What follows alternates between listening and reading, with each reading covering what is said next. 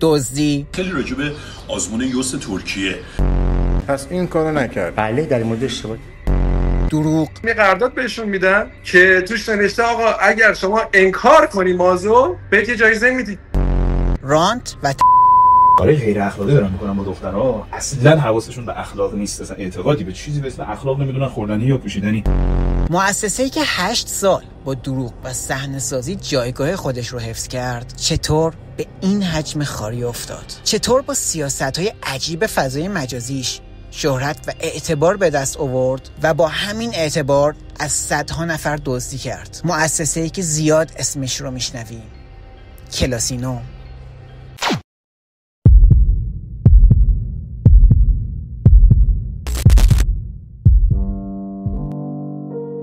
ماجرا از دهه 60 شروع میشه، وقتی که علیرضا عربشاهی فارغ التحصیل مکانیک علم و صنعت یه انتشاراتی کوچیک به نام راه اندیشه توی تهران راه میندازه. چون سود هنگفت انتشارات کنکور اون زمان مثل قلمچی و مبتکران رو میدید، زد تو کار چاپ کتاب‌های کمک آموزشی، اما نه هر کتابی، فقط چیزایی که نیاز به دانش تخصصی خاصی نداشت و فروش میرفت. چیزای ساده مثل پاسخنامه کنکور، کتاب املای سبز و درک عمومی هنر. ولی بزنم به تخته اونقدر سفره کنکور پربرکت و بزرگه که هر کی بشینه سرش سیر بلند میشه، مخصوصا اون موقع که هنوز رقیب زیادی تو بازار نبوده. خلاصه که پیشرفت میکنه، آموزشگاه میزنه و تو تهران شناخته میشه. درسته که در برابر آموزشگاه بزرگ اون موقع مثل پرستو و ماهان و هدف چیزی نبوده، اما حواستون باشه که دهه 80 و از فیلم و دیویدی آموزشی خبری نیست. خانواده‌ای بخواد برای بچهش هزینه کنه میفرستتش آموزشگاه و اینطور میشه که 20 سال پول پارو میکنه تا که میرسیم به دهه 90، زمانی که داره بازار آموزشگاه کساد میشه. منتظری و امیر مسعودی دارن توی تلویزیون دیویدی میفروشن، از اون طرف هم یه عده قفل میشکنن و پخش میکنن. داره تغییرات بزرگی تو بازار کنکور اتفاق میفته. همینجاست که عربشاهی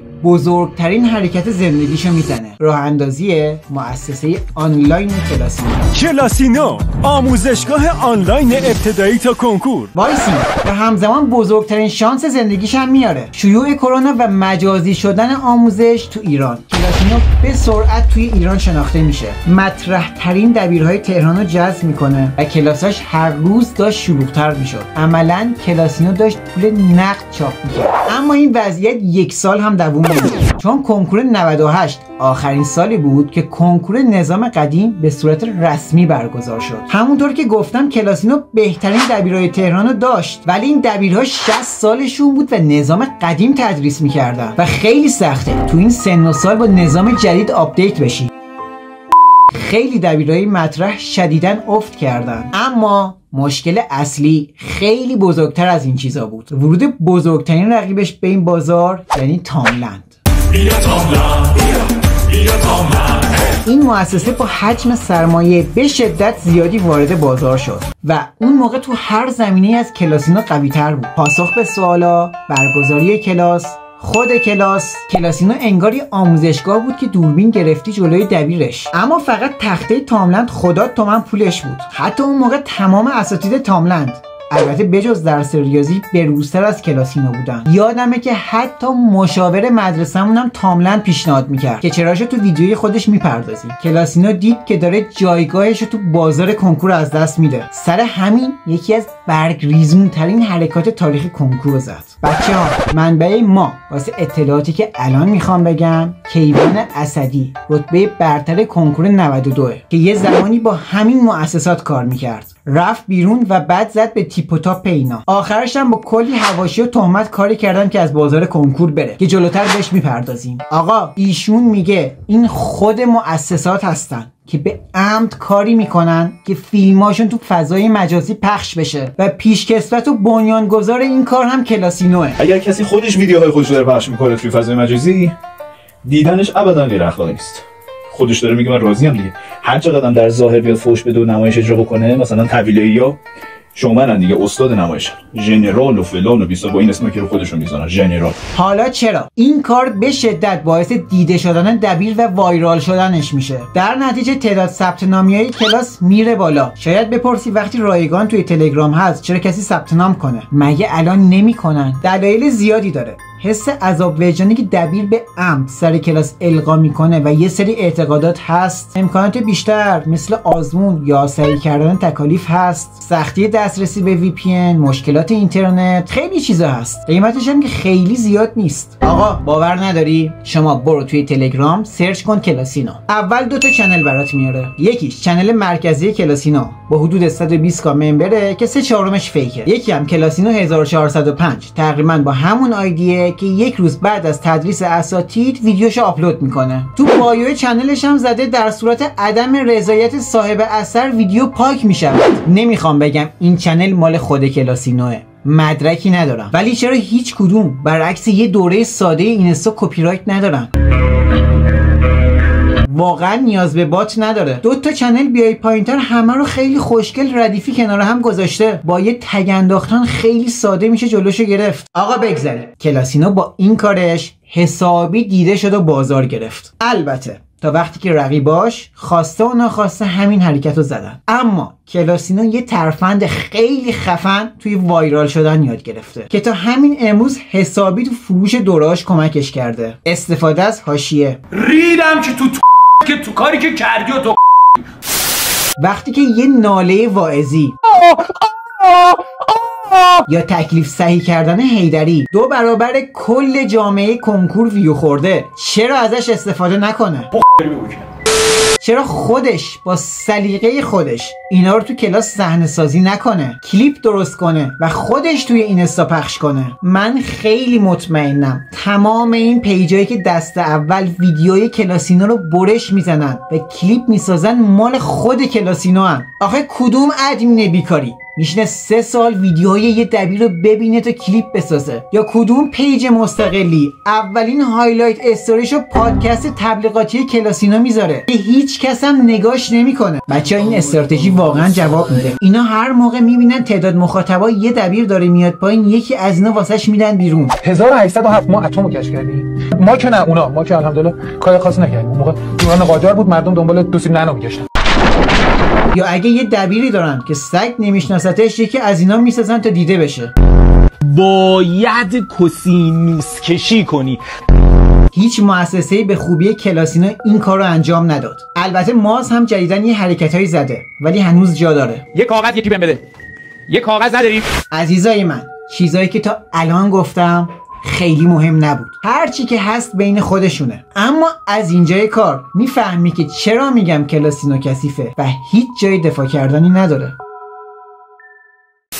برکت سفره کنکور فقط به کتاب، کلاس و فیلم ختم نمیشه. یه سری راههای فرعی هم وجود داره که اتفاقا سود خیلی توپالی توشه و مؤسسات هم خیلی خوب اینو میدونن، مثل شرکت‌های مهاجرتی که شما رو میفرسته خارج از کشور پزشکی بخونین. همین الان هم هست و بیشتر روی روسیه، ترکیه و قبرس مانور میدن و از ویزا و اقامت و حتی خورد و خوراک شما هم پول در میارن. یا امیدوارم این حرف برام شر نشه، فروش سوالات کنکور قبل و حین جلسه. به کسی اتهام نزدم ها، گفتم این حجم نفوذ و سیستمی که وجود داره عمرن کار یه آدم عادی باشه. اما یکی از اتفاقایی که بدجوری گندش در اومد، پلیس وارد شد و حتی صدا و سیما پوشش داد، ماجرای یوس ترکیه کلاسینوه که حتی بعد گذشت 4 سال کلاسینو هنوز سعی میکنه ماجرا رو ماله بکشه. ماجرا از این قراره: مرداد ماه 401 پلیس میریزه و علیرضا عظیمی‌فر و از مشاوره کلاسینو رو دستگیر میکنه. به چه جرمی؟ تعدادی افراد سودجو با ایجاد شبکه‌ای تحت عنوان اینکه دانش آموزانی که قصد دارن در خارج از کشور ادامه تحصیل بدن، این افراد رو جذب می‌کردن و مبالغ هنگفتی رو جهت تحصیل در خارج از کشور از این افراد می‌گرفتن. اینا یه مؤسسه یوسنامی درست کرده بودن. کارش این بود با تبلیغات جذابی که استادای کلاسینو انجام میدادن، بچه‌هایی که کنکور قبول نمی‌شدن رو جمع می‌کردن. به پدر مادرشون میگفتن قبولی پزشکی ترکیه که خیلی ساده است. رفتیم دفتر اینا، همین ایشون که اینجا هستن و الان قبول نمیکنن منو نگاه میکرد میگفت تو رتبه چنده؟ گفتم 3200. گفت تو قبولی پزشکی فردا قبولی. این بچه‌ها رو میفرستادن اونور و حسابی سرکیسه‌شون میکردن. ما نرفتیم اونجا برای گردش، ما رفتیم اونجا بهترین کرسی‌های دانشگاه پزشکی ترکیه رو ایرانی‌ها فتح کنن. حالا چقدر؟ همه خانواده‌ها حداقل $20000 هزینه کرده بودن. آقا تا اینجا همه چی اوکی.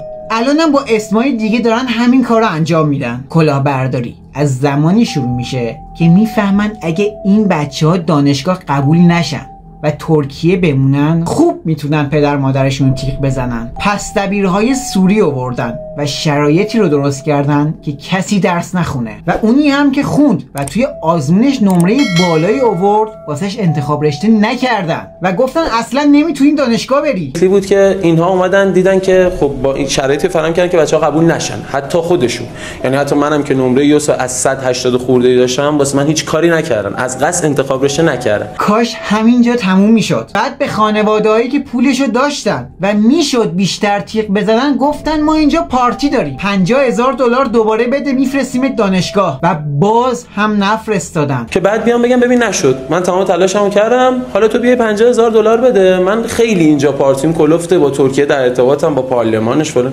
برای صندلی پزشکی میخرم بدون آزمون برو بشین اونجا. بعد از اینکه پلیس وارد شد کلاسینو گفت کی چی من اصلا چی کارم، تمام تبلیغات یوس رو از سایت و پیج و چنلش برداشت. همه دبیرای کلاسینو هم مثل حیدری و واعظی اصلا به رو نیاوردن. این یارو عظیمیفر رو انداختن وسط و همه کاسه کوزا رو سرش شیکوندن. بعدش هم انگار نه انگار که از 300 نفر دزدی شده. کلاسینو هیچ وقت هیچ توضیح واسه هیچ کدوم از دروغا دزدیاش نداده، از یوس کالج بگیر تا آبروریزی خرید رتبه‌های امسالش که ویدیوشو کامل ساختیم. فقط سکوت میکنه تا فراموش بشه. هر کسی هم که علیهش حرف بزنه و دستش برسه صداشو خفه میکنه. کیوان اسدی بود که قبلتر گفتم کلی از دزدی و کثافتکاری مشاوراشون رو سال 401 رو کرد. کلاسینو به کثیف‌ترین شکل ممکن صداشو برید. با فالو فیک زدن پیجشو ترکوندن، بهش اتهام زدن، چنل راه انداختن بهش گفتن حیوان حری، پیج زدن گفتن دو جنسه است، کاری کردن که کلا از کنکور خدافظی کرد. اسمشو توی اینترنت اینستا تلگرام سرچ کن ببین چی واسط بالا میاد. هر چنلی هم که یوس ترکیه رو پوشش میداد یا دیگه فعالیت نمیکنه یا تمام پستاشو پاک کرده یا سر خرید رتبه‌های امسالش زورش که به ماز نمیرسید ریخ گروه‌های تلگرامی مازو تخریب کرد یا نظرسنجی میذاشت چنل‌های تلگرامی برای خودش رأی فیک میخرید. آقا اینا استوری خود آرمان موسویه. حتی اینا تو کامنت های منم خیلی فعالن، تو چنلم هر از گاهی میذارم. آخه کی 15 خط با 10 تا ایموجی میذاره تا تو رو قانع کنه کلاسینو ثبت نام کنی. یه سری چیزا رو دوست ندارم اینجا مطرح کنم ولی من 3 بار ادسنسم پریده. واسه اینکه ویدیو قابل شکایت نباشه فقط حرفایی که مدرک داشت رو زدم، وگرنه خیلی دوست داشتم یه سری حرفای کیوان اسدی درباره مشاوره کلاسینو رو بگم. اما سربسته بی‌سوادترین افراد حوزه کنکور همین به اصطلاح مشاوره کلاسینو هن. آقا رتبه کنکور رو اصلا ولش کن. مدرک تحصیلی یخچالیان چیه؟ ده بگو دیگه. مدرک تحصیلی ذوالفقاری، حدیث سیف و فروغینیا چیه؟ روانشناسی ترقوزآباد. چجوری کسی که تو کل عمرش لای کتاب زیست رو باز نکرده و 20 سال پیش کنکور داده داره مشاوره میده؟ تازه 12 تومن هم شهریه میگیره. با بچه‌ای که حضوری پیششون رفتن صحبت کردم، میگفتن که به شدت بیسواد، فقط با چرت و پرت تایم جلسه رو پر میکنه. برنامه‌ریزی و رفع اشکال هم با یه دانشجوی عادی پزشکیه که بیرون با 1 تومن میتونی بگیری. تمام رتبه‌هایی هم که اعلام میکنن یا فیک سگه یا واسه اسمی که درک کردن 1 ماه میان پیششون میرن. تو ویدیوی خودش کامل توضیح میدم. هر مشاوری که پشت اسمش و رتبه‌اش قایم میشه بی کیفیت ترین خدمات رو ارائه میده چون نیازی به اثبات خودش نمیبینه. بچه کامنت های من کاملا آزاده، شما هر تجربه‌ای که داشتی و این زیر میتونی بنویسی، فقط یه سری فوشا رو ننویس چون خود یوتیوب سانسور میکنه. 26 بچه همونطور که قبلتر گفتم خیلی چیزا رو نمیشد تو ویدیو مطرح کنم. کلاسینو اونقدر احمق هست که شکایت کنه. نمیدونم بعد این ویدیو دلقکای سایبری کلاسینو میخوان چه اتهامی بهم بزنن. کتفم هم نیست. من چیزی برای قایم کردن ندارم. همیشه فقط به نفع بچه‌ها کار کردم و خواهم کرد. خیلی نامرده کسی حرفایی که پشتم قراره در بیارن و باور کنه. دید انتقادیمون رو بذاریم کنار و بخوام بی‌طرفانه قضاوت کنم، شاید کلاسینو 3 تا دبیر داشته باشه که واقعا ارزش خرید داشته باشن، اما باز هم جای دفاع نداره. کلاس ها به نسبت گرون، آزمون ها چرت و پرت، جواب سوالا کاملا سوری، پرسش به سوالاشون هم که بعد 2 تا دیگه سین نمیزنن. من پنل نکته و تست یکی از اساتید کلاسینو رو داشتم. خود دبیر خوب بود اما مابقی چیز چرت و پرت بود. اما باز هم کارهای کلاسینو جای دفاعی باقی نمیذاره. من بچه‌مو مریض کرده، طلای دستامو فروختم دادم به شما و میدونیم و گفتم با مشقت دارم این پولو فراهم میکنم. هفته بعد یه ویدیوی به شدت تکنیکی و خفن داریم که تجربه چند سالم پشتشه. حرفی نمیزنم، اسپویل نمیکنم، اومد ازش لذت ببریم. بچه‌ها سر ویدیوی تاملند هم هر تجربه یا اطلاعاتی که دارین توی بات برای من بفرستین. تا اون کیفیتی که میخوام به دست نیاره نمیدمش بیرون. مخاطب من لایق بهتریناست. شاد پیروز باشین دوستان و باز هم مثل همیشه به امید احیای ایران بزرگ. بدرود دوستان. آریان حیدری تو بهترینی، میونه دبیرا تو تکترینی، من فقط میخوام معلمم باشی، همدم و مونس و یار دلم باشی، بده جام شرابی به دستم، از تکنیکای خوبت من مستم.